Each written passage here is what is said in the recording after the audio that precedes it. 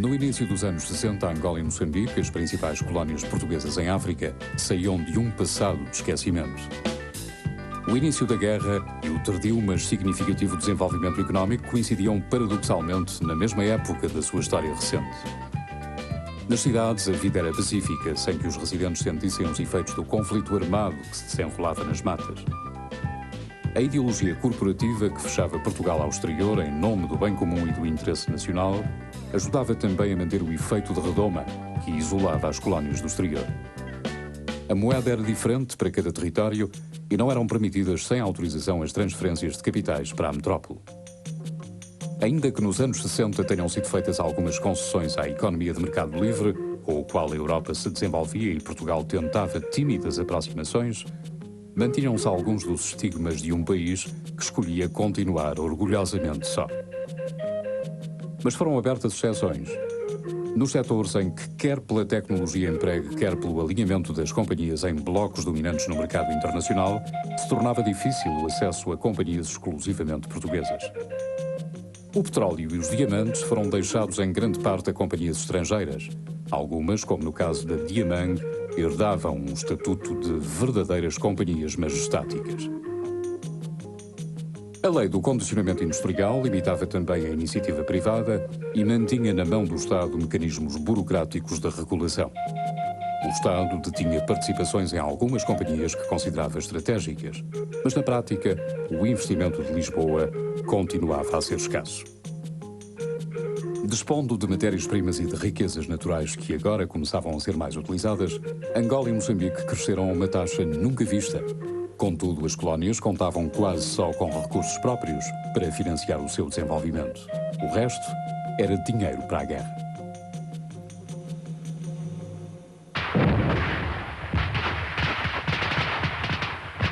A 23 de janeiro de 1963, o PAIGC tinha-se juntado à luta armada iniciada 2 anos antes em Angola, abrindo-se agora uma frente na Guiné, a que em breve se juntaria a Frelimo no ano seguinte em Moçambique. Os soldados portugueses iriam encontrar aqui dos seus piores teatros de operações. O terreno quase nunca deixava ver o inimigo, mas não eram só os soldados da metrópole a lutar no conflito. Nós tínhamos a colaboração de efetivos muito grandes, recrutados localmente, e na base do voluntariado. Na Guiné tínhamos 60%, em Angola e em Moçambique 50% das tropas das fileiras eram formadas por gente recrutada, sem distinguir entre brancos e pretos, gente recrutada localmente. As mudanças eram muitas. O esforço de guerra trazia às colónias o Presidente da República. Américo Tomás, embaixador no seu próprio país, preenchia a ausência de Salazar, que nunca visitaria as colónias mesmo enquanto Ministro do Ultramar. Seja quem for que tenha visto a luz da vida em Moçambique, é tão português como se tivesse nascido no Minho, a mais antiga província de Portugal.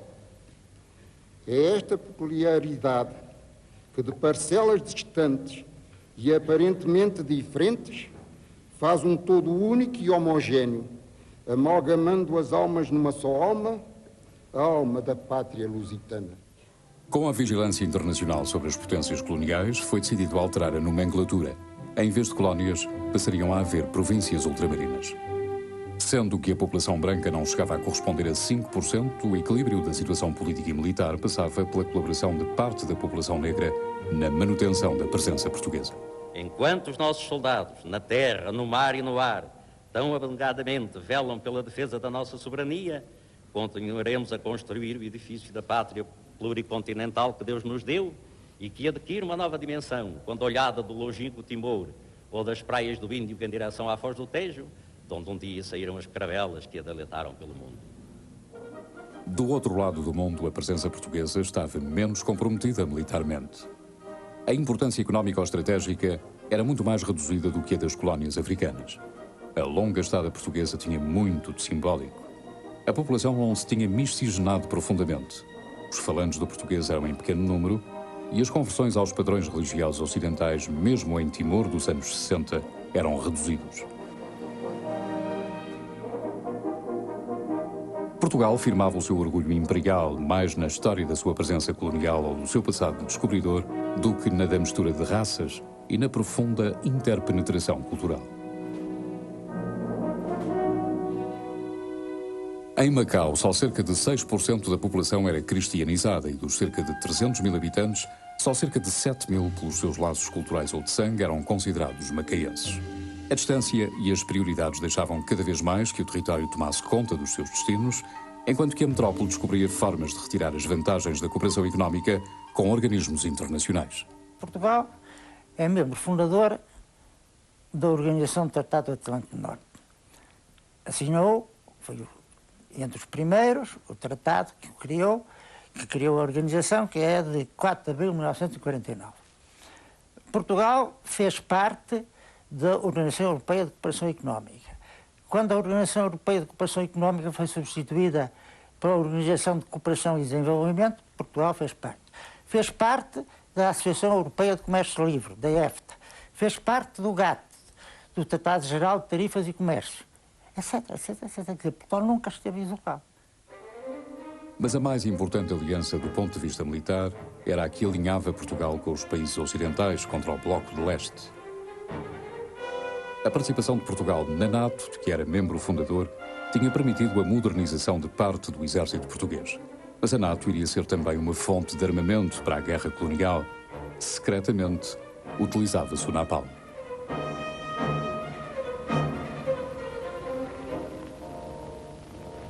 One village that we entered looked as if it had been completely scorched by fire.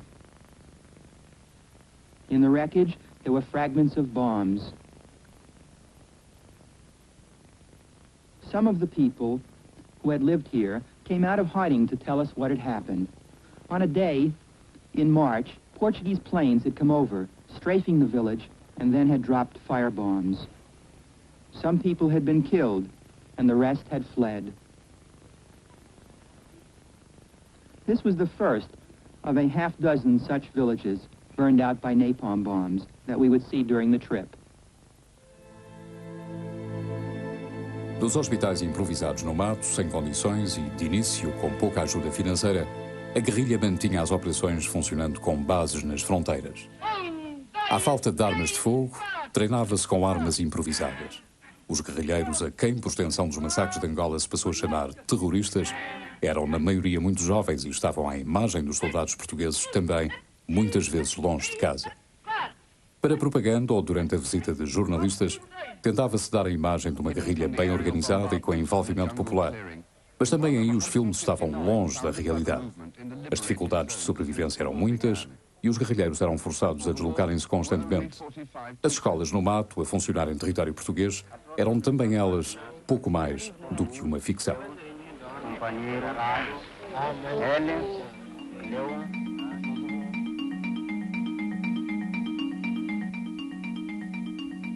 Do lado português compunham-se quadros de um ensino quase perfeito, de grande qualidade e, sobretudo, para efeitos de propaganda, aberto em igualdade a todos os escalões sociais, credos e raças.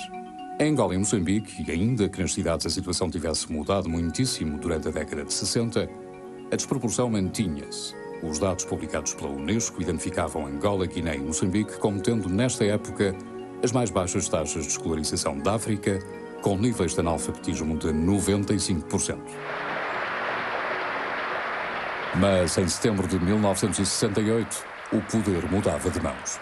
O Sr. Presidente da República resolveu, no seu alto critério e segundo as normas constitucionais, designar-me para a presidência do Conselho de Ministros. Afastado há bastantes anos da vida pública, essa escolha surpreendeu-me. Tenho a consciência do que valho e do que posso e nunca poderia considerar-me à altura das gravíssimas responsabilidades deste momento histórico. Marcelo Caetano iria tentar reformas e uma abertura política sensível que a curto prazo se mostraria, no entanto, de difícil aplicação. No início do seu mandato anteviam-se mudanças que naturalmente se poderiam estender às colónias. Para surpresa de muitos, iniciava-se com Marcelo Caetano uma alteração na forma de entender a posição portuguesa em África. Caetano tinha em mente a possibilidade de autonomia progressiva para as colónias. A sua primeira visita de Estado a esses territórios seria precedida por uma condenação da ONU à continuação da guerra no ultramar. Mas para Caetano era ainda necessário prosseguir a guerra na defesa das populações brancas, que há muito aí se encontravam. O Estado, a seu ver, não as podia abandonar à sua sorte através de uma descolonização. Sempre entre a necessidade urgente de reformas e a pressão para continuar o formato salazarista, Marcelo Caetano tentava uma solução intermédia, uma evolução na continuidade, deixando funcionar os interesses políticos e económicos que se moviam e sustentavam com o regime. Grandes expectativas eram postas na primeira visita do novo líder às províncias ultramarinas. Acompanhado por uma extensa comitiva, mostrava-se pela primeira vez um interesse pessoal da presidência do Conselho para com os territórios de além-mar. Salazar nunca tinha ido às colónias e grande parte da população recebe Caetano em apoteose. A outra, com dispensa patronal ao trabalho, tinha sido transportada das fábricas e dos campos para o que era descrito como uma gigantesca manifestação espontânea. Longe das cidades, sem que se pusessem em jogo as hipóteses de uma paz negociada, a guerra iria continuar. Tentava-se encontrar soluções que, embora a contraciclo da história, permitissem a presença de Portugal em África. Assim, em 1970, desencadeia-se em Moçambique, pela mão do general Caúsa da Riaga, a maior operação da guerra colonial, a Nó Górdio. Visava-se uma solução mais direta e radical, atacando o que se julgava ser o coração do inimigo e cortando-lhe depois as linhas de abastecimento. Mas este tipo de movimentação de contra-guerrilha acabaria por não se mostrar suficiente para Moçambique. A ideia tinha sido utilizar a Albufeira de Cabarabaça para impedir a progressão da Frelimo para sul, mas o projeto não era fácil de executar. Para além de outras limitações, a gigantesca barragem, projeto irrealista e desproporcionado à escala de uma pequena nação, passava também a constituir ela mesma um problema de segurança. O investimento de muitos milhões de contos nunca iria encontrar rentabilização, transformando-se a obra naquilo a que os seus detratores chamavam o maior elefante branco do regime.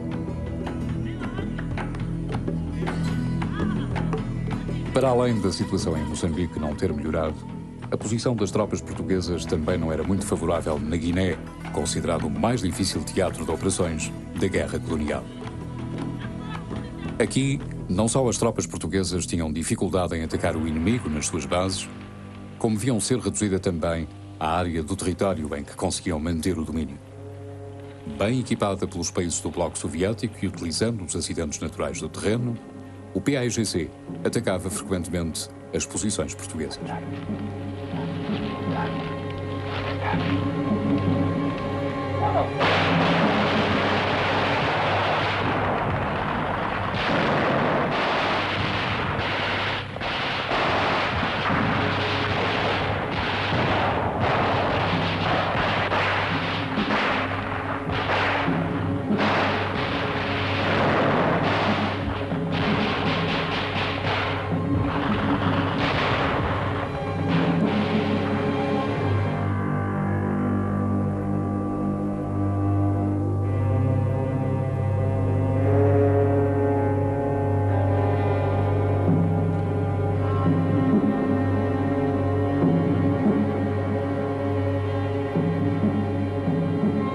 O estratego principal da movimentação militar sob a égide de Marcelo Caetano, por si nomeado em 1968, seria António de Spínola. Militar de grande carisma e popularidade entre os seus homens, a sua ação na Guiné cobriria uma vasta panóplia de operações político-militares, por forma a conquistar a população e os seus dirigentes e a ganhar a guerra para o lado português. Ainda que num terreno adverso, as suas manobras militares nem sempre conseguiram os melhores resultados, mas cedo Spínola entende que a guerra não se podia ganhar militarmente sem envolvimento político. Spínola, que se aproximara de Leopoldo Senghor por forma a tentar negociar um possível cessar-fogo com o PAIGC, recebe de Lisboa a informação que esses contactos não deveriam prosseguir. Estava traçada uma rota de colisão entre si e o próprio regime, que viria a ser revelada a breve trecho. Veio a Lisboa e falou com o professor Marcelo Caetano. E tinha a ideia de um cessar-fogo, e depois entramos em negociações com a Guiné. Foi entendido que o cessar-fogo não era viável. Em que consistia o cessar-fogo? Na ONU, a posição portuguesa ia colecionando derrotas. Em outubro de 1972, o discurso do representante português Rui Patrício era boicotado, com a maioria dos delegados a abandonarem a sala. Dias mais tarde, era o reconhecimento do PAIGC como legítimo representante do povo da Guiné e a condenação de Portugal como ocupante ilegítimo. Mas a posição de Portugal não iria mudar por enquanto. Nós tínhamos uma posição jurídica muito forte, uma posição política assente nessa posição jurídica, e sempre conseguimos que essas deliberações da ONU nunca se concretizassem nos factos de uma maneira contundente contra Portugal. Então, aí também esse isolamento era muito formal, era de repercussão na mídia, de repercussão na imprensa, na televisão, mas não se traduzia nos factos. O ano de 1973 iria ser manchado por incidentes que expunham a posição portuguesa às vozes mais críticas. Amílcar Cabral, o líder histórico do PAIGC, era assassinado em janeiro de 1973, sob suspeitas, embora pouco fundadas, de participação portuguesa. Em junho, era também trazido a público pelo padre Hastings um massacre efetuado em finais de 72 pelas tropas portuguesas em Viriamu, Moçambique. O acontecimento não só enfraquecia a imagem de Portugal no estrangeiro, onde o governo se continuava a apresentar como uma vítima da guerrilha armada pelos interesses internacionais, como também feria profundamente a lógica utilizada por Portugal, que se escudava nas críticas, apresentando o conflito colonial como uma legítima guerra de defesa das populações contra o terrorismo que o mundo conhecia através das fotos dos massacres de 61. Como se não bastassem os inexplicáveis massacres de Viriamu, a sua denúncia veio a lume dias antes da visita de Estado que Marcelo Caetano tinha agendado a Londres, na esperança de conseguir apoios para a causa nacional por parte dos nossos velhos aliados. Em vez de um clima ameno, o chefe do governo era recebido por um pequeno grupo de manifestantes, mas suficiente para denegrir aos olhos da imprensa internacional a já débil posição de Portugal enquanto potência colonial. O resultado da viagem ia saldar-se por um fracasso. O apoio dado pela imprensa britânica à posição defendida pelos movimentos de libertação, nos dias que antecederam a chegada do Presidente do Conselho à capital britânica, tinha criado a dose certa de desconforto.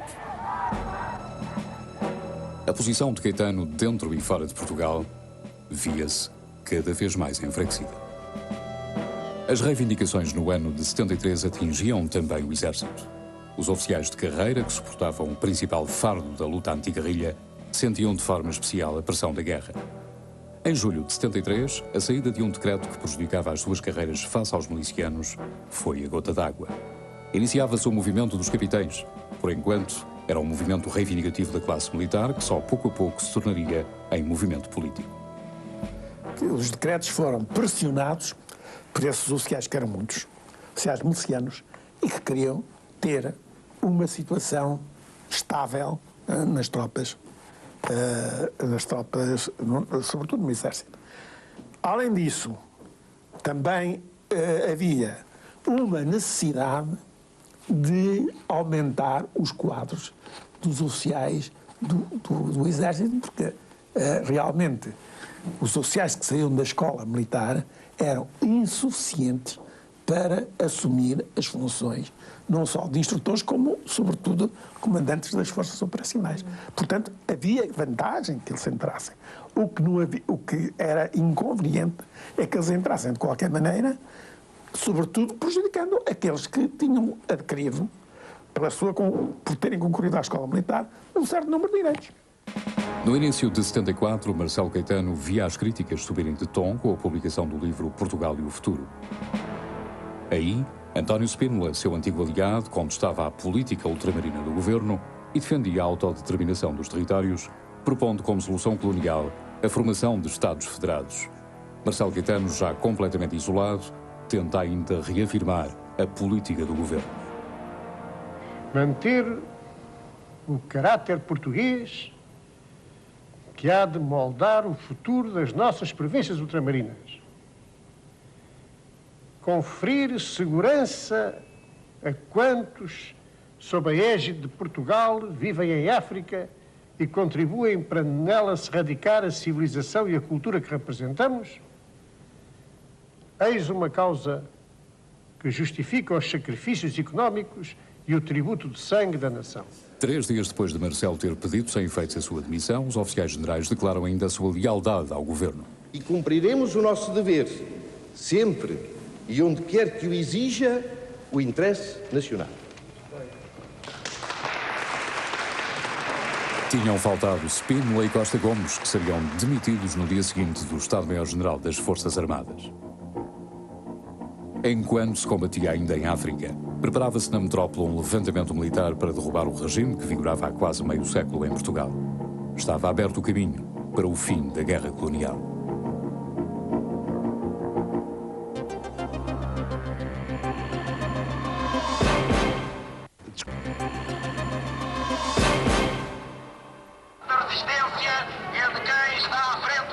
Os militares tomavam a capital.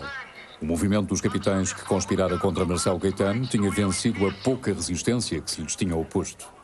Nem a maioria dos militares mais conservadores, que 2 meses antes haviam declarado a sua lealdade a Caetano, tinham desembainhado a espada para defender o regime. A população na rua confirmava a irreversibilidade da revolução.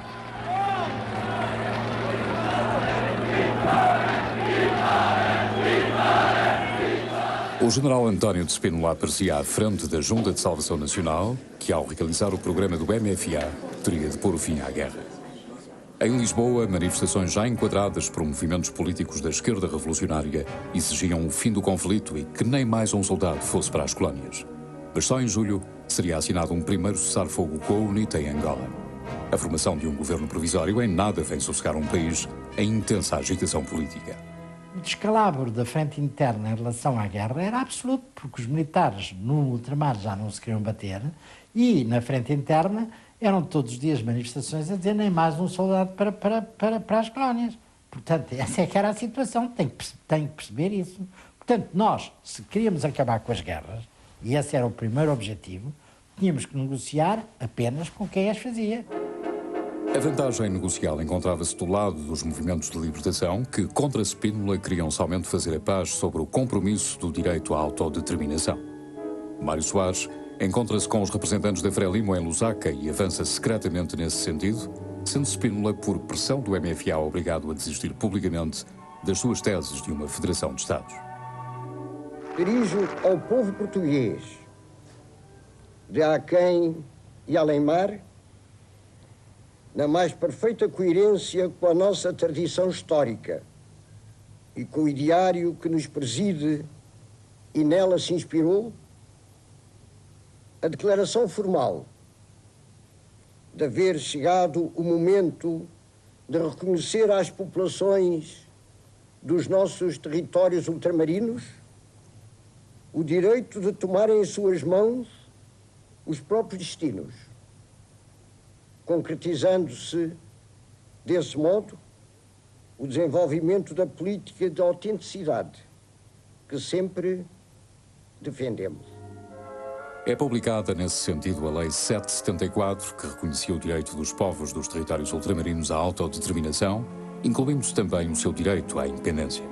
Propunha-se o início da transferência de poderes para as populações dos territórios ultramarinos, mas deixava-se esfumada a questão de como e de quando estariam estes aptos para o efeito e em que condições seria feita essa transferência de poderes. O Conselho de Estado, nessa altura, aproveitando essa fragilidade momentânea de João Spínola, meteu-lhe na mão a Lei 774, que permitiu as tais negociações diretas com os movimentos de libertação. João Spínola não pôde dizer que não. E, pelo contrário, momentaneamente, pareceu ter aderido sinceramente a isso, porque fez um discurso exaltante, em que já falava quase em novos Estados, etc, etc. Nas colónias, sob o efeito de uma mudança rápida demais, a vida desenrolava-se ainda de uma forma muito próxima do que tinha sido a dos primeiros anos da década de 70. Não parecia ainda possível que o universo ultramarino português estivesse condenado a desaparecer. Mas o governo português continuava as negociações. Depois de vários avanços e recuos, ficavam as opções de reconhecer a independência ou recomeçar a guerra. Lisboa, sem grandes escolhas, dado que as tropas já não desejavam bater-se, optaria pragmaticamente pelo modelo das independências. Primeiro, em Argel, eram assinados acordos de independência para a Guiné, em agosto, e de descolonização para Moçambique, a 7 de setembro de 1974. As reações imediatas não se fizeram esperar e pelo menos parte da população manifestava o seu contentamento, ainda que o ambiente de alguma tensão em Moçambique desse já origem à saída lenta, mas firme, de muitos dos seus habitantes. Mas seria ainda cedo para que tudo se dissolvesse. Setores de colonos radicais tentam inverter a lógica das independências e ocupam o aeroporto e a rádio em Lourenço Marques. Desencadeia-se um clima de violência racista onde seriam mortos dezenas de africanos. Estava instalado um ambiente de insegurança. A 21 de outubro, ataques, roubos e assassínios à população branca levariam à intervenção das tropas portuguesas. Logo após o acordo de Lusaka, houve um processo de convulsão social aqui na zona de Lourenço Marques, motivado por uma impreparação, uma incompreensão de grande número de pessoas relativamente à grandiosidade e à justeza do processo político que tinha sido acordado. Nos 12 meses, houve uma tarde em que as populações dos arredores de Maputo, na altura Lourenço Marques,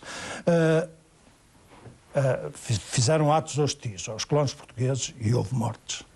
Durante uma tarde, enquanto as tropas portuguesas e da Frelimo, que foram ações conjuntas, não chegaram lá aos locais. Mas em Angola, ainda que com menor intensidade, os incidentes repetem-se e a população teme uma escalada de violência. As críticas ao alto comissário português acumulam-se e sobe de tom a contestação dos colonos. E eu não tinha outro remédio, eles ocuparam a Câmara e eu o que é que havia de fazer? Mandava-os ocupar. Tinha tropas? Tinha, que obedeciam só quando lhes apetecia.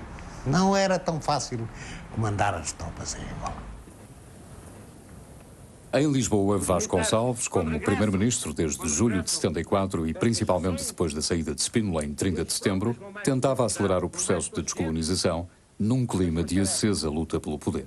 Vão mais democrático. Nós sentíamos que a nossa situação estava a degradar-se. Primeiro, o problema de Angola tinha influência na degradação da situação interna em Portugal. A situação interna em Portugal, como se sabe, havia aqui uma luta intensíssima pelo poder e mais, os partidos políticos em Portugal tinham-se aliado completamente do problema colonial, disseram, isto é para os militares.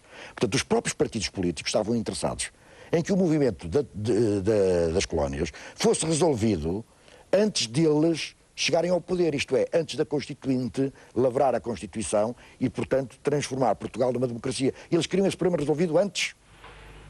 O Estado português... Com os esforços no terreno para a reorganização do MPLA, a que não era estranha a ação do MFA de Angola e a capacidade para convencer todas as partes na assinatura de um texto conjunto, a 15 de janeiro de 75, assinava-se no Alvor o documento que serviria de base à descolonização de Angola.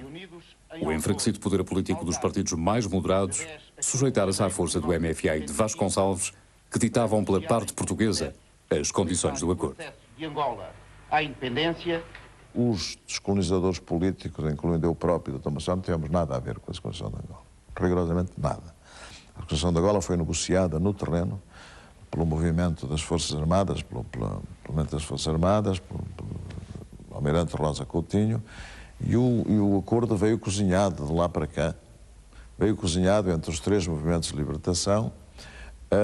Eu limitei-me na altura a pô-lo em bom português. Angola constitui uma entidade una e indivisível nos seus limites geográficos e políticos atuais, pelo Alto Comissário e por um governo de transição, obriga-se a transferir progressivamente, até ao termo do período transitório... Eu participei ativamente na Conferência de Alvor, mas não no processo que seguiu à Conferência de Alvor, porque eu em Alvor já estava mais preocupado com o que estava a passar no Hotel da Penina, onde se deu a Conferência de Alvor. Já estava muito mais preocupado com os telefonemas lancinantes que me estavam a fazer dia a dia de Lisboa, hora a hora de Lisboa, a propósito da organização do primeiro grande comício contra a unicidade sindical, do que propriamente com Angola. Porque a situação é que a partir daí já não se sabia o que é que ia acontecer em Portugal, porque o Estado deixou de estar, a partir daí deixou de estar organizado. Mas no terreno a situação não era de todo pacífica, com os movimentos a agitarem-se na conquista pelo poder e as tropas portuguesas, cuja operacionalidade estava muito reduzida, a não conseguirem servir de árbitro, ou pior ainda, a tomar partido contra ou a favor das forças em presença. Sem que fosse concebido um calendário para a formação de um exército conjunto e com os partidos a armarem os seus militantes, o conflito entre fações, parecia inevitável. Nos arredores de Luanda, nos Moceques, o MPLA armava os seus partidários que se defrontavam com a FNLA, entretanto em preparação para a tomada de posições na cidade. Os primeiros confrontos iriam provocar muitas dezenas de mortos e os habitantes dos subúrbios de Luanda começavam a abandonar as suas casas e a fugir para onde pudessem escapar à fúria dos combates. Do outro lado, na cidade asfaltada, iam-se somando fatores de insegurança e diminuindo as possibilidades de uma vida normal. O lixo deixara de ser recolhido, a polícia e os militares mostravam-se cada vez menos capazes de manter a ordem e tinham começado a faltar alguns produtos de consumo. Por suprema ironia, era racionada gasolina num território que exportava crudo no valor de 450 milhões de contos por ano. Provavelmente nós não tivemos a antevisão, a previsão do que iria acontecer quando esses jovens chefes guerrilheiros chegassem a Luanda, no caso de Angola, e começassem a reclamar para eles o poder político. E que em grande parte desprezassem os acordos que tivessem sido feitos, ou os compromissos que tivessem sido estabelecidos. Para além dos conflitos entre grupos, outros surgiam entre tropas portuguesas e guerrilheiros. A mudança de estatutos e posições relativas parecia ter sido muito rápida. Os movimentos armados, que agora atuavam em Luanda, nunca tinham deixado de ser, para alguns militares, os inimigos de há menos de um ano atrás. Do outro lado, as provocações e as prepotências dos guerrilheiros, agora instalados na capital angolana, iam-se somando como fatores do conflito que explodia no centro da cidade. Trazido para aqui, portanto, certamente ferido. Vamos tentar ver se conseguimos um contacto com as tropas dos comandos portugueses para saber efetivamente o que é que se passa, que ninguém aqui em Vila Alice... Como é que se ia controlar esta situação com uma grande parte dos setores dos movimentos de libertação também em luta uns com os outros. A luta iria tomar a forma de uma guerra civil entre os movimentos que tinham assinado meses antes o Acordo de Alvor. O combate nas ruas e a destruição de edifícios, principalmente onde se encontravam as sedes dos partidos, iria transformar para sempre a bela cidade de Luanda. O controle de Angola era agora mais do que nunca essencial para as duas superpotências. O MPLA continuava a receber ajuda da União Soviética e a FNLA dos Estados Unidos. No meio, iriam ficar os habitantes de Angola. Com mortos nas ruas e sem dúvidas quanto a um futuro pouco risonho, os seus habitantes exigiam do governo e apelavam à comunidade internacional a saída do país. Num curto espaço de tempo, muitas dezenas de milhares de homens, mulheres e crianças iriam tentar abandonar Angola, deixando para trás quase tudo o que haviam possuído.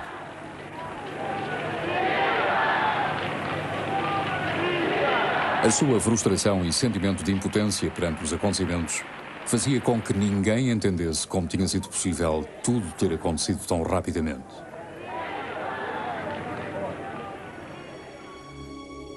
Preparavam os caixotes para deixar um território a que muitos chamavam ainda seu, pois aí tinham nascido.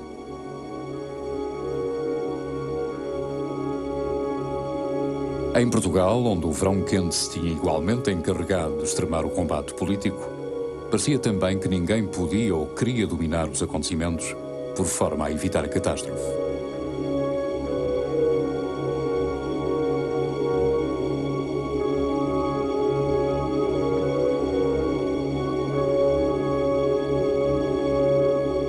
Pouco a pouco, um após outro, os portugueses de Angola foram embarcando ou entrando nos aviões da ponta aérea com um pouco mais do que traziam no corpo.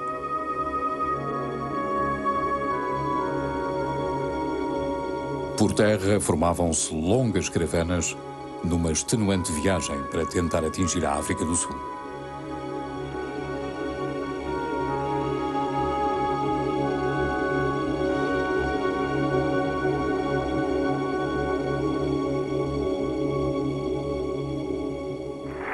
Também em Moçambique tudo tinha mudado, mas aqui o processo estava um pouco mais controlado depois da violência do ano de 74. Os dirigentes da Frelimo, e em especial Samora Machel, que durante anos se tinham mantido no mato, vinham agora até à cidade para tomar posse do governo da nova República Popular de Moçambique.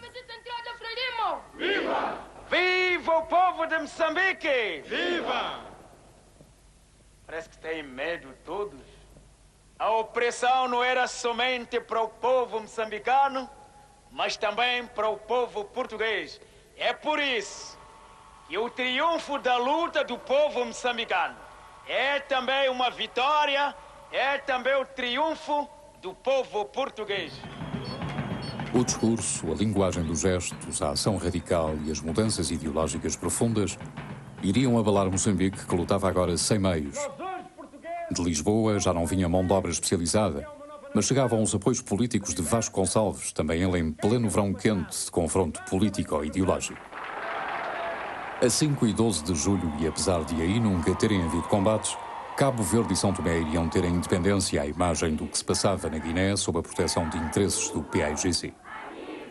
A vitória dos partidos da esquerda revolucionária deixava que a África portuguesa, pouco a pouco, entrasse dentro da esfera do Bloco Soviético.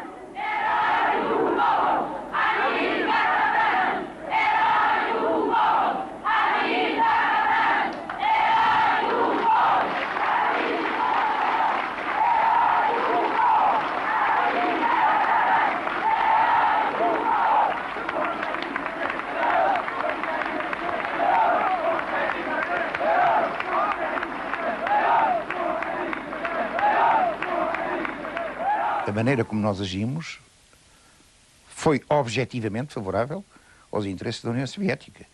Não porque estivéssemos a soldo dos interesses da União Soviética, mas porque isso correspondia à situação histórica.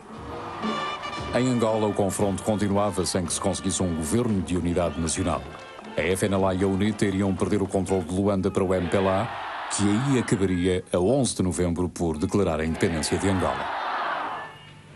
Senhoras e senhores membros dos órgãos de informação, dirijo-me também, por vosso intermédio, ao resto do mundo, para que tome conhecimento da forma pela qual Portugal se viu na necessidade de proceder à concretização do importantíssimo ato que hoje se realiza. Lamento sinceramente não me ser possível tomar parte em qualquer cerimónia comemorativa da hora maior do povo angolano.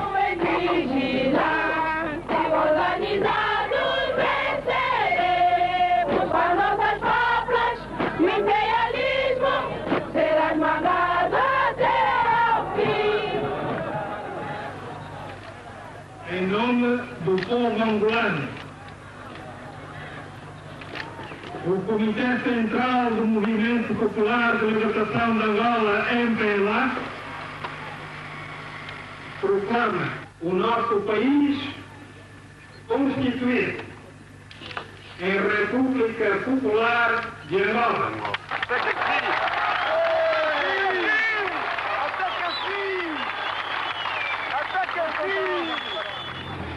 Mas a independência não iria trazer a paz. Os tanques reiniciavam os combates pelo domínio de um país fragmentado. Tanto o MPLA como a FNLA e a UNITA iriam contar com apoios estrangeiros em homens e material.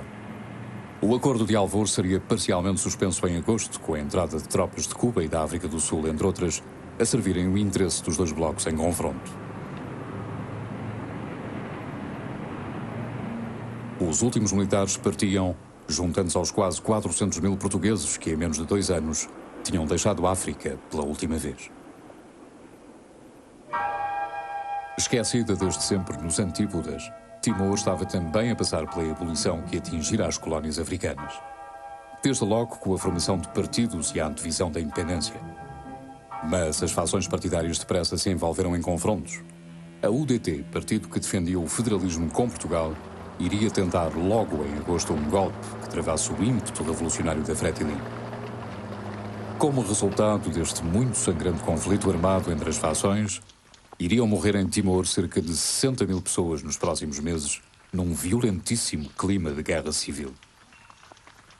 O exército português, sem meios para se interpor e assegurar a defesa do território, dividido e enfraquecido ainda pela colaboração de alguns dos seus soldados com a Fretilin, tinha abandonado o terreno e fugido para a ilha de Ataúro, deixando para trás o material bélico que iria ser destruído ou tomado pelas forças em confronto. A Fretilin viria a vencer, empurrando as forças da UDT para a fronteira. Mas ao largo, os militares indonésios, que desde o início haviam manipulado os interesses em Timor, iriam pôr fim à aventura da esquerda. Contando com o apoio da Austrália e dos Estados Unidos, que apostavam na derrota das forças revolucionárias, a Indonésia invade o território a 16 de outubro de 1975. Aos bombardeamentos efetuados pela Marinha Indonésia, seguem-se ações combinadas com tropas anfíbias e paraquedistas. Os soldados da Fretilin, que haviam em desespero declarado a independência antes mesmo da invasão pelas tropas de Jakarta, são empurradas para as montanhas, de onde tentam a grande custo sobreviver e organizar a resistência. Mas a ação indonésia é de uma extrema violência, com as suas tropas a chegarem rapidamente a Dili, onde são mortas num só dia mais de 2.000 pessoas, entre homens, mulheres e crianças. Apesar dos protestos internacionais e também os de Portugal, que resultaram na condenação da invasão de Timor pela ONU, a chacina iria continuar e durante meses as tropas indonésias iriam violar, torturar e assassinar toda uma população que se lhes opunha ou que simplesmente se via apanhada entre dois fogos. Em apenas meses morreriam dezenas de milhares de timorenses. Nas montanhas, a resistência continuaria durante meses e depois anos, perante a incapacidade de se implementarem as sucessivas censuras internacionais. Os timorenses morriam e viam-se batidos pelo esquecimento, pelo poder da Indonésia e pela abstenção dos Estados Unidos.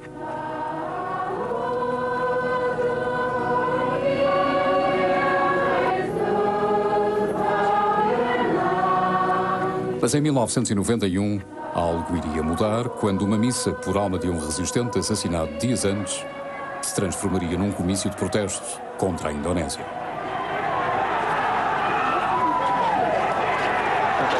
Não era a primeira vez que tal acontecia, pois os timorenses continuavam a arriscar a vida pela sua terra. Mas desta vez, em vez de morrerem no esquecimento, a sua paixão seria filmada para o mundo por um jornalista inglês. No perímetro do cemitério de Santa Cruz, os soldados iriam atirar sobre os manifestantes que, entretanto, se atropelavam para encontrar refúgio dentro do cemitério. Acabariam por morrer mais de 200 pessoas, todas elas muito jovens.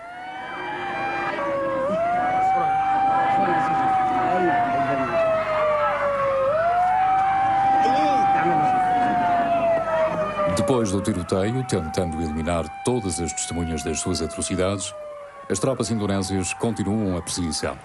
Mesmo os feridos foram capturados e mortos. No confronto, são também feridos 2 jornalistas estrangeiros que irão testemunhar os factos passados em Santa Cruz.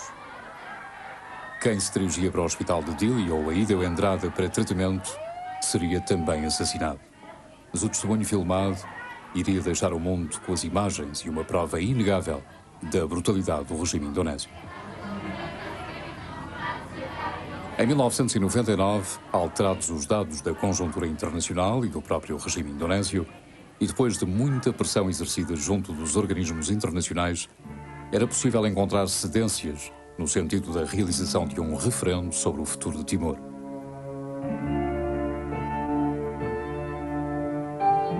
O resultado é o esperado. The result is 94,388, or 21%, voted in favor. I repeat, 94,388, or 21% in favor, and 344,580, or 78.5%, against the proposal for special autonomy. Mas enquanto ainda se festejava a vitória da escolha pela independência, já as milícias pró-indonésias assassinavam timorenses. Começava uma onda de destruição que iria percorrer todo o território e fazer voltar ao mundo as imagens que já ninguém pensava poder ver de novo. Os civis desprotegidos tentavam fugir de qualquer forma ou recolher-se junto de embaixadas e representações de organizações internacionais para tentar salvar a vida.